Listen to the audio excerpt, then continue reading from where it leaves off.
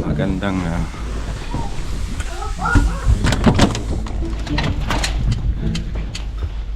Hi Gia. Hello. Hi. Where are you going? It's cold. Yeah, I'm just watching. Yeah, okay. I need to close the door now, okay? Where are you going? We're going to work. Okay. Maganda ang kapaligiran, mga katropa. Yan. At ito. So yung mga tropa, no, ang ganda ng view sa totoo lang. Kasi nabalot sila ng yung mga punong kahoy, yung sanga. Nabalot sila ng snow, as in talaga. Kaya kung titingnan natin, lapitan natin to. Ayan. Itong mga punong mga sanga-sanga. Ganda po ng ice na nakakapit sa yung snow pala na nakakapit sa mga sanga, sa mga punong kahoy. Kaya kung titingnan na yan, gawa tayo ng montage.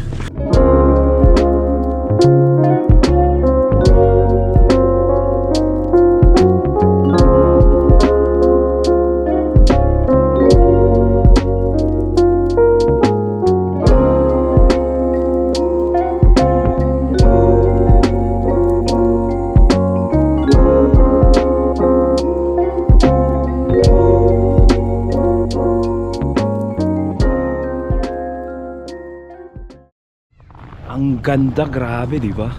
Ang ganda ng mga kahoy, pati dahon to. Hindi to plastic totoong Christmas tree to.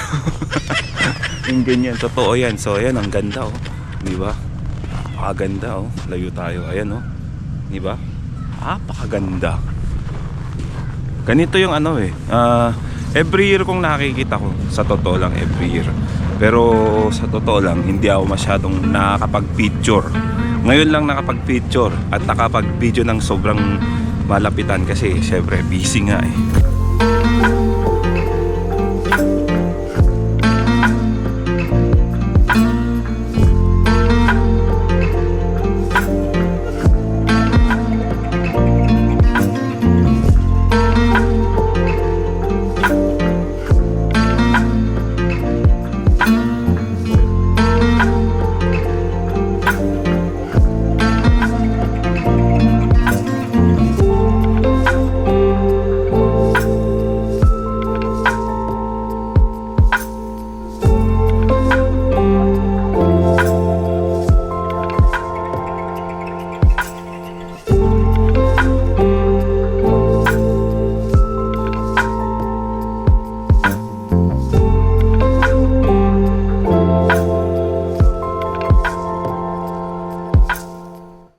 Dito na po kami sa planta at ang ganda ng view na nakita nyo sa daan, di ba?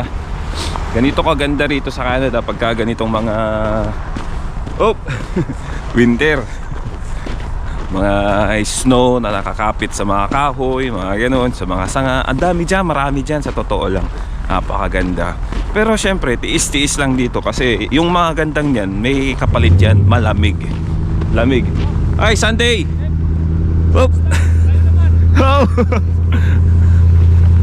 Mga kasama natin pang umaga, ayan, at naglalabasan na sila. At kami naman next, mga panggabi, PM shift. So yun ang kapalit. Maganda ang snow pagka mga ganyan, pero malamig. So tiis-tiis lang. Pero pag tumagal ka rito, mag-a-adjust din yung katawan mo. Ayan, ma-adapt mo rin yung lamig dito. Pero malamig pa rin.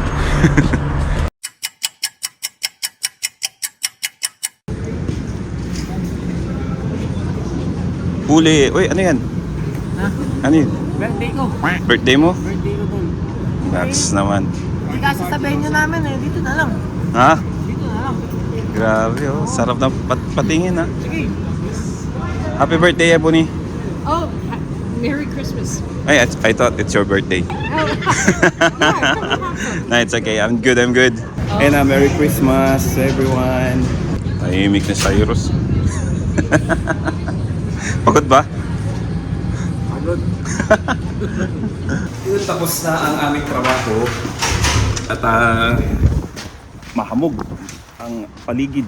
Ayan mahamog po ang paligid dito sa amin, sa town namin, sa Nipawa, hindi sa buong Canada, pero kasi dito sa probinsya, iba't ibang lugar naman kasi. Malaki kasi ang Canada. Ayan, mahamog siya. Nakikita nyo. Tapos nandyan pa yung mga magagandang kahoy na nakita nyo kanina. Mga nabalutan ng snow. Ano ba kasi tawag dyan? May tawag dyan eh, kalimutan ko lang.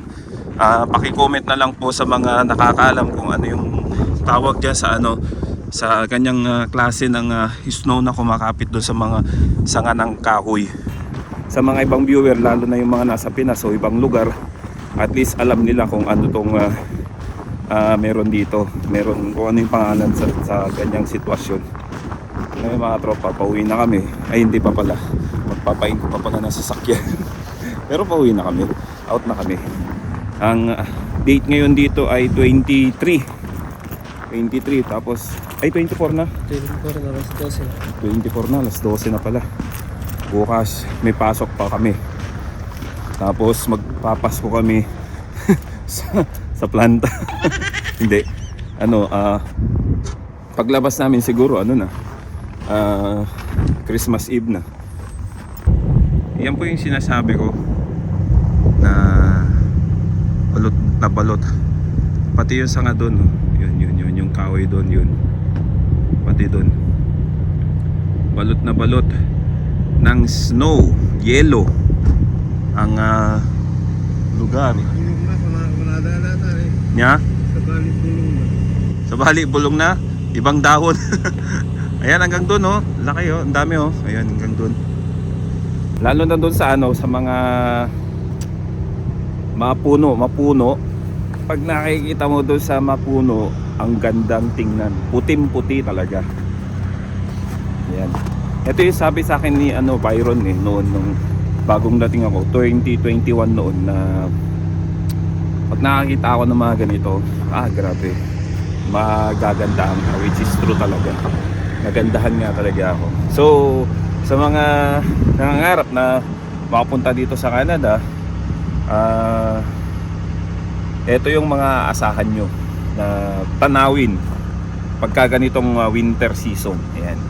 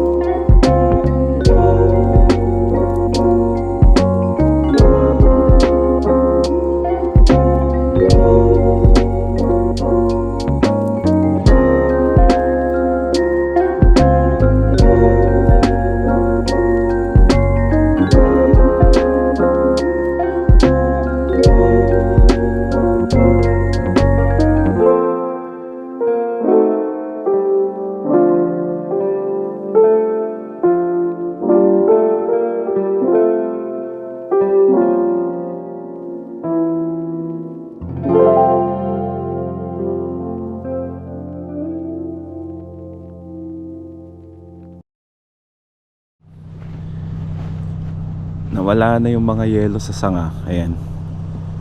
Kinabukasan to nung kahapon na napanood nyo yung video ko. So kagabi nagtanong ako kung ano yung tawag dyan. May tawag nga talaga dyan. So ni-research ko siya kung anong tawag. So meron palang dalawang klaseng tawag sa pag nagpo-froze, yung pagka nagkakaroon ng snow yung mga sanga sa mga kahoy. Ang tawag doon ay rime ice at saka hoarfrost. Ayan, nangyayari yan pagka pagka yung moisture umaangat. Yun yung tatawag na rime ice. Pagka clear ang gabi, tapos hindi mo namamalayan na may moisture na umaangat, o kaya yung mga hangin, simpleng hangin lang, konting hangin lang, na talagang nagpapaano yung kumakapit sila doon sa mga sanga, sa mga kahoy. Ganyan. Tapos yun namang hoarfrost. Ito yung fog. Pag foggy ang gabi, tapos syempre yung fog kasi may dalang tubig yan mga maliliit na tubig lang na moisture yan. So kumakapit sila. kumakapit sila sa mga sanga, mga kahoy.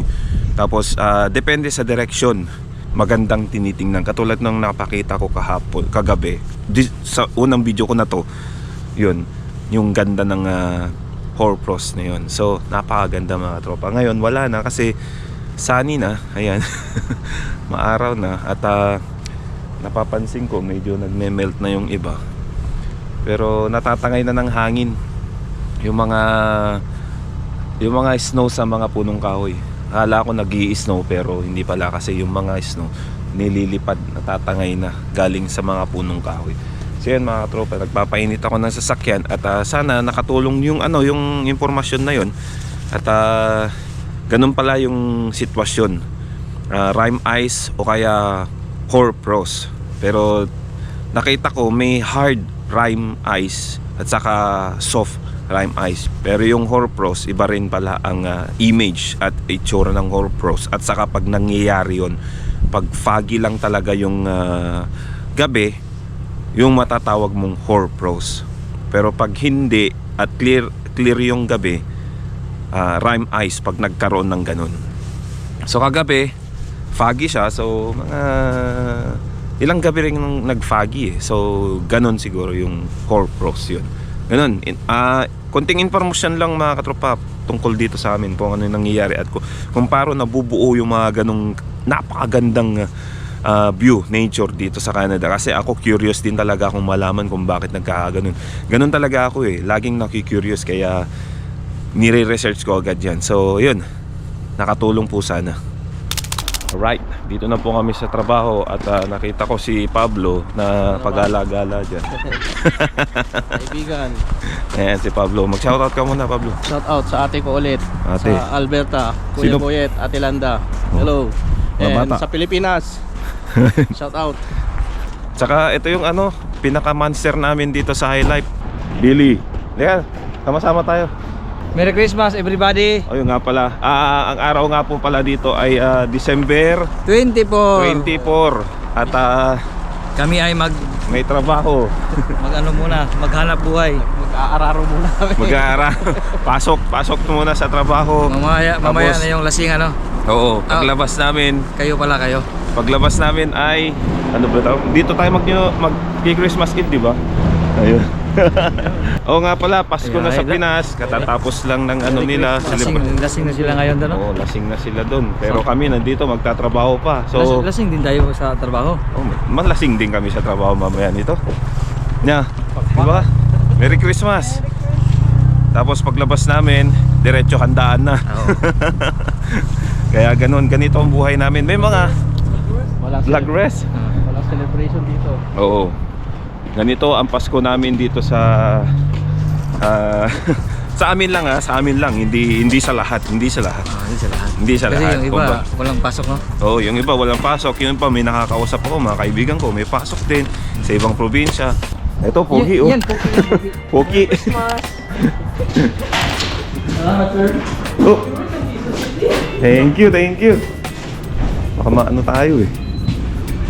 Baby, you give me ice and fire. Huwag mo ko i-focus, baka may magka-crush sa akin. Magka-crush sa'yo? Anong crush? Bangga?